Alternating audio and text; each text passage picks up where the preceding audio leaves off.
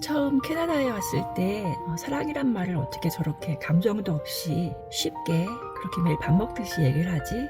사랑이란 단어 자체를 너무 가볍게 생각하는 거 아니야? 그런 생각을 했었거든요.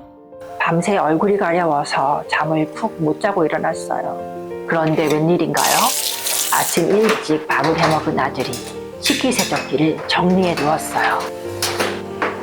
갈 곳을 못 찾은 머그컵들, 삐뚤빼뚤 쌓인 컵들. 여기가 어젯밤에 특별히 뭐 잘만 먹은 건 없거든요. 근데 저녁 먹고 나서 부었어요. 여기 전부 다 이렇게 알러지 반응이 일어나가지고. 이거는 새로 처방받은 게 아니라 1년도 넘었는데 다른 알러지로 처방받았던 그 알약 이게 안 먹고 더 준 거 이거 먹나?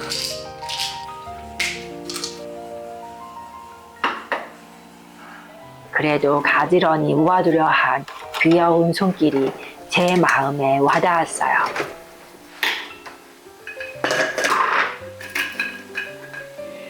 오늘 아침 아들 기분이 조금 좋은 것 같아서 한마디 던져봅니다. 날씨도 좋은데 밖에 나가서 운동 좀 하고 그러면 얼마나 좋을까?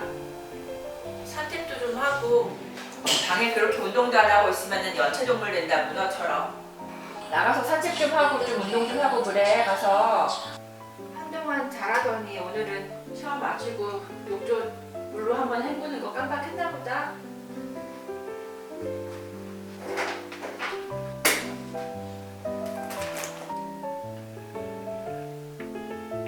저 위에 벽에 있는 게 에어 서큘레이터예요. 이 집안 전체 공기 순환을 시켜주는 거거든요.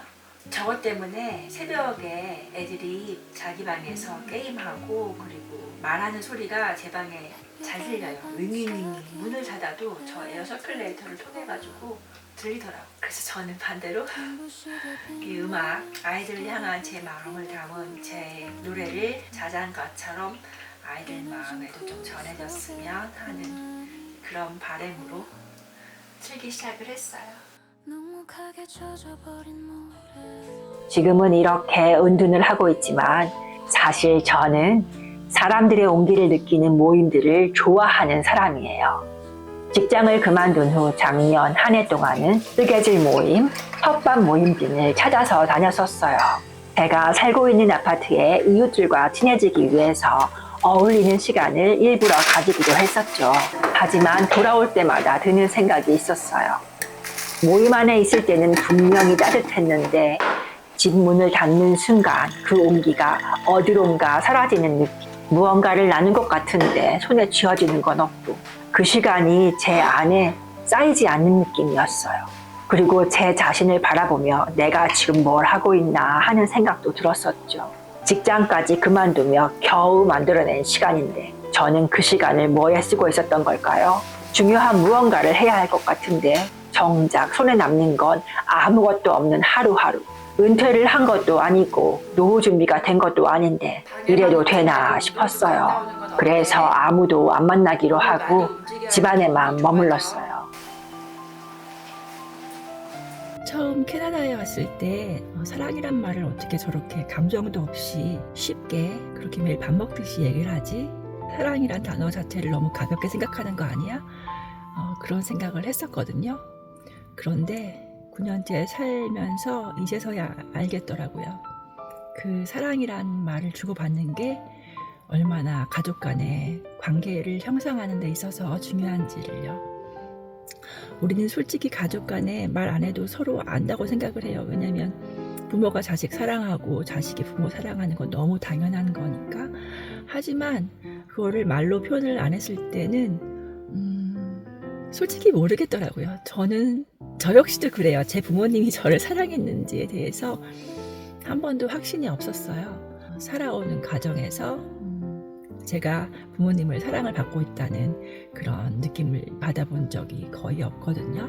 이게 제가 놓쳤던 부분인 것 같아요. 제 아이들에게도 사랑한다는 말을 표현을 거의 못했어요. 제 지나온 인생이 워낙에 생존 모드라서 힘들게 살아왔기도 했지만 두 아이가 남자아이다 보니까 좀 힘들었어요. 커가면서 아이를 따뜻하게 보듬어주고 안아주고 그랬던 기회를 많이 놓쳤어요.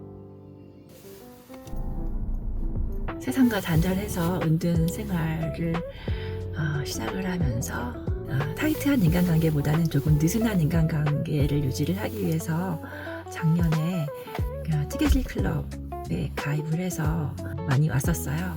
그런데 이것조차도 제가 작년 연말부터 이제 학교 시험 이런 것도 좀 일정이 바빠지고 그러면서 나가기가 싫어지더라고요.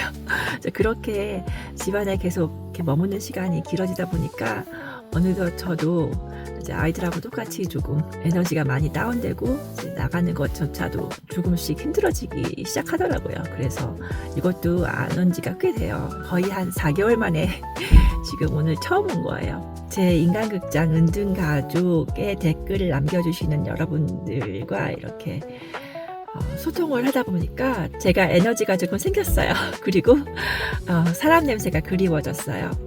그래서 오늘 한 달에 2번 모임이 있는데 마침 오늘이어가지고 오고 싶다는 생각이 상당히 강해서 이렇게 왔어요. 이곳 뜨개질 클럽에서 제가 만나는 분들은 저의 엄마 아빠이세요. 연세가 물론 뭐 형식적일 수도 있겠지만 인사 방식으로 이렇게 허그해 주시고 토닥토닥 해주시고 보고 싶었다 이렇게 얘기해 주시고 그런 것들을 계속 이렇게 받다 보니 처음에는 솔직히 그게 어색했어요. 캐나다에 몇 년을 살았지만 그렇게 사람들하고 이렇게 허그하고 보고 싶었다 이런 좀 감정적인 그런 메시지를 서로 주고받고 이럴 일이 전혀 없었는데 여기 뜨개질 클럽에 작년에 꾸준히 다니면서 그런 것들을 제가 받다 보니까 제 마음이 좀 안정이 되고 그리고 따뜻해지더라고요. 지금 생각하면 또 아쉬운데 아이들에게 그런 거를 해주지 못했던 게 상당히 많이 안타까워요. 물론 물질적으로는 많이 잘해주려고 노력을 했지만 감정적으로는 많은 상처를 주면서 내가 살았구나 그런 것들을 요즘에 많이 되돌아보고 있고요. 그리고 가슴이 많이 아파요. 아이들이 이제 부모 자식 간의 선을 넘어서 저를 마구 찔러댈 때 저는 이제 저 역시 이제 엄마이기도 하지만 인간이기 때문에 견딜 수가 없었기 때문에 더 아이들을 상처를 내는 그런 말들을 많이 했던 것 같아요. 저는 그러면 안으로 들어가 보려고 합니다. 모임 시작하는 시간보다 제가 많이 늦게 왔어요. 꽃이 정말 예쁘지 않나요? 봄이 오긴 왔어요. Hi, thank you. Hello. Oopsie.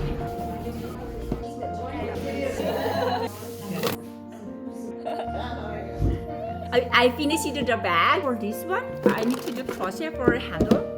이곳에 오면 인사하는 사람들, 물어봐주는 사람들, 관심 가져주는 사람들과 어울려 웃고 떠들다 보니 솔직히 뜨개질에 집중을 못해요. 결국 마무리는 집에서 조용한 시간에 하게 되더라고요. 그냥 이렇게 이야기를 주고받기를 좋아하는 분들 사이에 앉아서 듣기만 해도 저는 따뜻함을 느낄 수 있어요. Yeah, I'd like to try one day, definitely. Thanks for letting me know.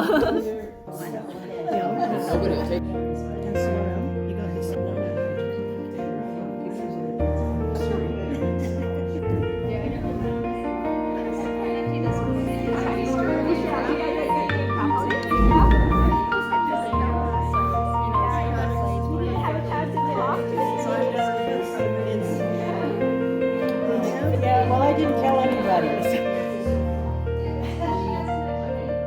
Right. Yeah. So you're not leaning over. Yeah, right. When You're I mixing and you're before Right. it's yes. yeah, correct. Yeah. I use my tripod Yeah. that way. It can be like attached on handle, Yeah. like a.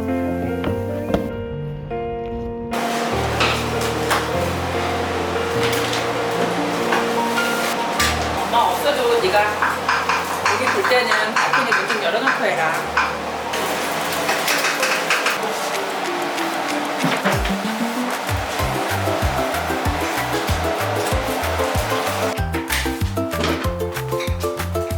여전히 저희 입살통은 비어 있어요. 매일 밥해 먹는 게 귀찮은 건지 요즘 들어 아이들에게서도 그 모습이 보여요. 둘이라 그런 건지 번갈아 가며 한 명은 몇 주씩 방 안에서 꼼짝도 안 해요.